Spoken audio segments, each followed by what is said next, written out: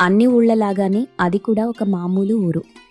ఎన్నో కుటుంబాలు నివసిస్తున్న ఆ ఊళ్ళో రాధమ్మ, కృష్ణయ్య అనే దంపతులు కూడా ఉండేవారు. వాళ్లకి 2 ఆడపిల్లలు. వాళ్ల పేర్లు శాంతి మరియు జ్యోతి. పెద్ద కూతురు శాంతి ఎప్పుడూ శాంతంగానే ఉంటూ ఉన్నదాంట్లో సర్దుకుపోయే మనస్తత్వం ఉన్నది. కానీ చిన్న కూతురు మాత్రం అలా కాదు. ఈ మధ్యతరగతి బాధలు ఎప్పుడు పోతాయో, చిటికే వేస్తే 10 మంది పాలేర్లు రావాలి, అలా ఉంటే ఎంత బాగుంటుందో కదా అని ఎప్పుడూ మనసులో అనుకుంటూ ఉండేది. ఇలా జరుగుతూ ఉండగా అనుకోని సంఘటన ఆ కుటుంబాన్ని చిన్నాభిన్నం చేసింది. తల్లి రాధమ్మ చనిపోయింది. దాంతో 2 కూతుళ్లు నడివీధిలో పడ్డారు. బంధువులు, ఊరి పెద్దల సమక్షంలో ఒక నిర్ణయం జరిగింది. పెద్ద కూతురు నాన్న దగ్గరే ఉంటుంది. చిన్న కూతురు జ్యోతిని రాధమ్మ తరపున రాజశేఖరం తీసుకెళ్లాడు. రాజశేఖరం వరసకి మావయ్య అవడంతో, డబ్బున్నోడవడంతో జ్యోతి అక్క గురించి ఆలోచించకుండా వెళ్ళిపోయింది. ఆహా, నా ధనవంతురాలి కల తీరింది అనుకుంది. కొన్ని రోజుల్లోనే కృష్ణయ్య రాజ్యం అనే దూరపు బంధువుని 2వ పెళ్లి చేసుకున్నాడు. పొలం మధ్యలో ఉన్న ఒక అందమైన ఇంట్లో సవతి తల్లి రాజ్యం అరుపులు ఊరి చివరికి వినిపిస్తున్నాయి. ఇంకా ఎంతసేపు పడుకుంటావే? నేను లేవకముందే నా మొహాన కాఫీ కొట్టాలని తెలీదా? అబ్బా, ఆ ఇల్లూడవవే. ఒక్కసారి ఇల్లూడిస్తే అద్దంలా ఉండాలి. స్నానం చెయ్యి. ఈరోజంతా బాత్రూంలోనే ఉండు. ఏ ఆడపిల్లైనా అరగంట స్నానం చేస్తుందా అంటూ రాజ్యం అరుపులు అరిచేది. ఎవరిమీదో కాదు, అదిగో అక్కడ కనిపిస్తుందే ఆ అమ్మాయి, తన మీదే. తనే శాంతి. ఉదయాన్నే 4 గంటలకి నిద్రలేవటం, ఇల్లంతా శుభ్రం చేయటం, ఇంటి ముందు కల్లాపి చల్లి ముగ్గు పెట్టటం, దాని తరువాత సవతి తల్లైన రాజ్యానికి కాఫీ ఇవ్వటం రోజూ జరిగే పని. ఎంత బాగా పనిచేసినా సవతి తల్లి నోటి నుండి తిట్లు మాత్రం పక్కా అని శాంతికి కూడా తెలుసు. తర్వాత రాజ్యం సొంత కూతురైన శ్రీలేఖని నిద్రలేపి హార్లిక్స్ ఇచ్చి తర్వాత వంట చేస్తుంది.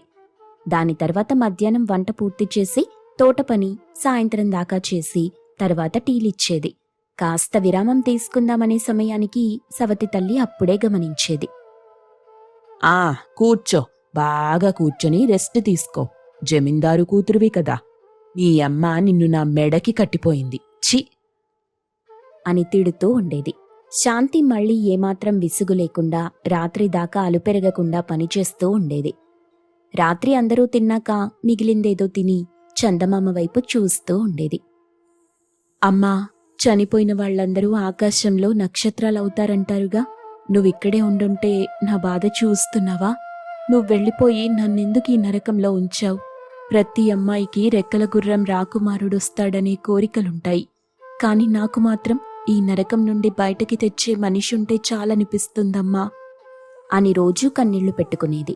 ఇలా జరుగుతుండగా ఒకరోజు శాంతి జ్వరం వచ్చి పడుకుంది.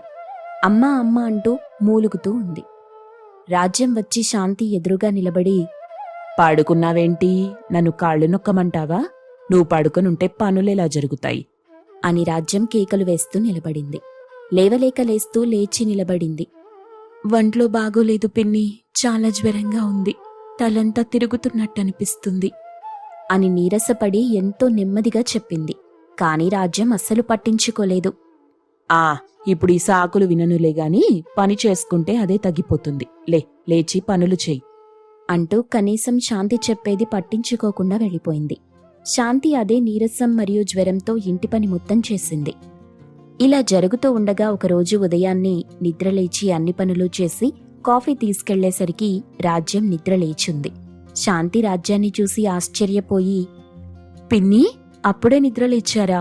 ఒంట్లో బాగోలేదా? అంతా బాగుంది గాని ఈరోజు శ్రీలేఖని చూడ్డానికి అబ్బాయి వాళ్ళొస్తున్నారు. తనని బాగా అలంకరించి వాళ్ళకి తినడానికి స్వీట్లు, హాట్లు సిద్ధం చెయ్యి అంటూ చెప్పి వెళ్ళిపోయింది. తనకంటే వయసులో పెద్దదైన శాంతిని ఇంట్లో పెట్టుకుని శ్రీలేఖకి పెళ్లి సంబంధం చూస్తుంటే శాంతి ఏమైనా అనుకుందేమోనన్న ఆలోచన కూడా రాజ్యానికి రాలేదు. శాంతి కూడా ఏమనుకోకుండా చకచకా పనులన్నీ చేసింది. తర్వాత శ్రీలేఖని అందంగా తయారు చేసింది.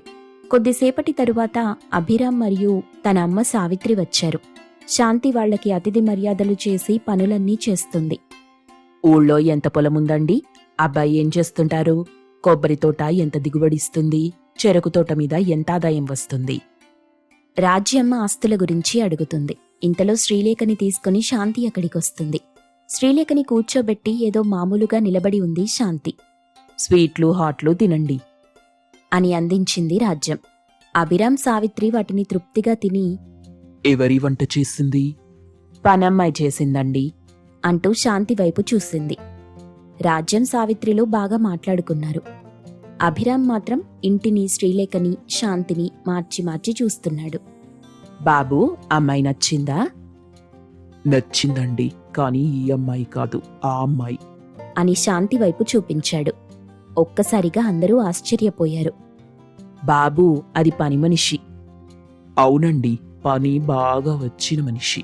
ఈ ఇంటిని అమర్చిన తీరు చూస్తే చాలు ఆ అమ్మాయి మనసు ఎంత స్వచ్ఛంగా ఉంటుందో అర్థమవుతుంది. ఈ వంట తింటే చాలు జీవితాంతం ఆమె ముందు కూర్చోవచ్చు. నేనొచ్చిన దగ్గర నుండి చూస్తున్నా, ఒక్క క్షణం తీరిక లేకుండా పనిచేస్తుంది. అలంకరణ లేకపోయినా ఆమె ముఖం అందంగా ఉంది. ఇంతకంటే మంచి భార్య ఎక్కడ దొరుకుతుంది అని కుండ బద్దలు కొట్టినట్టు చెప్తున్నాడు. రాజ్యంకి ఏమీ అర్థం కాలేదు. శ్రీలేఖ అక్కడి నుండి వెళ్ళిపోయింది. సావిత్రి గారు, బాబేదో చిన్నపిల్లాడు, కాని మంచి నిర్ణయమే తీసుకున్నాడు అని చెప్పి వెళ్ళిపోయింది సావిత్రి. సరాసరి శాంతి దగ్గరికే వెళ్ళింది. అమ్మా, మా ఇంటి మహాలక్ష్మిలా మా దగ్గరికొస్తావా అని ప్రేమగా అడిగింది. సావిత్రిని చూడగానే శాంతికి ఎందుకో వాళ్ళమ్మ కనిపించింది. వెంటనే తనకి తెలియకుండానే వాళ్లతో వెళ్ళిపోయింది. రాజ్యం మనసులో మంట రగిలిపోతుంది. సావిత్రి తనింటికి తీసుకెళ్లి అభి, శాంతిలకి అంగరంగ వైభవంగా పెళ్లి జరిపించింది. ఎకరాల తోటలు, రైస్ మిల్లులు, చెరువుల వ్యాపారం అంతా సావిత్రి శాంతికి అప్పజెప్పింది. అక్కడ నువ్వెలా ఉన్నావో నాకు తెలీదు, ఇక్కడ మాత్రం నువ్వు మహారాణివి. ఏదేమైనా నీ చేతుల మీదే జరగాలి అని సింహాసనం మీద కూర్చోబెట్టింది.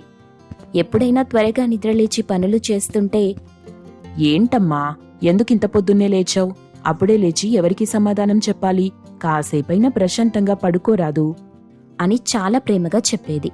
శాంతి ప్రేమగా అత్తగారికి, భర్తకి వంట చేసి పెడితే, శాంతి, వంట అద్దరగొట్టేశావు, అద్భుతంగా ఉంది. ఈ వంట కోసం 100 ఏళ్లు బతకొచ్చు అని చాలా మెచ్చుకునేవాడు అభి.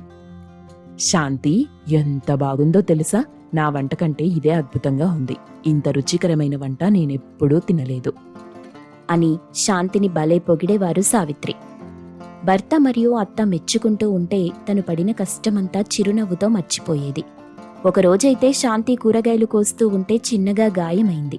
అంతే, ఆ రోజు సావిత్రి పడిన కంగారు అంతా ఇంతా కాదు. అభిని, పనివాళ్లని తిట్టి ఆచారిని పిలిపించి హడావిడి చేసింది. ఆ రోజు శాంతి నిజంగా ఎంత ఆనందించిందో మాటల్లో చెప్పలేం. ఆ రోజు రాత్రి శాంతి ఒక్కతే ఆకాశం వైపు చూస్తూ, అమ్మా, ఇన్ని రోజులు నువ్వు పైనున్నావనుకున్నా. ఈరోజు తెలిసింది మా అత్తయ్య రూపంలో బ్రతికే ఉన్నావని. ఇక నీ గురించి ఆలోచించాల్సిన అవసరం లేదు అని ఆకాశం వైపు చూస్తుంది. అమ్మా శాంతి, లోపలికి రా, మంచు కురుస్తుంది అని ప్రేమగా పలికిన అత్తయ్య గొంతు విని శాంతి చిరునవ్వుతో లోపలికి నడిచింది. ఇలా పేదింటి శాంతి మహారాణయింది. ఇంకో పక్క గొప్పింటికి వెళ్లిన జ్యోతి పరిస్థితి ఇంకోలా ఉంది. జ్యోతి వెళ్లిన 2 మాసాలకే వాళ్ల ఆస్తులన్నీ పోయాయి. ఈలోపే రాజశేఖర్ కొడుకు కిషోర్తో జ్యోతికి పెళ్లయింది. నిన్నే ముహూర్తంలో మా ఇంటి కోడలిగా చేసుకున్నామో గాని మాకీ గతి పట్టింది అని రోజూ వాళ్లు జ్యోతిని తిడుతూ ఉండేవారు. దేవుడా, ఆ మధ్యతరగతి జీవితమే బాగుంది, నన్నెందుకీ నరకంలోకి తోసావు, నన్ను కాపాడు స్వామి అని ప్రతిరోజూ దేవుణ్ణి వేడుకుంటూ ఉండేది జ్యోతి.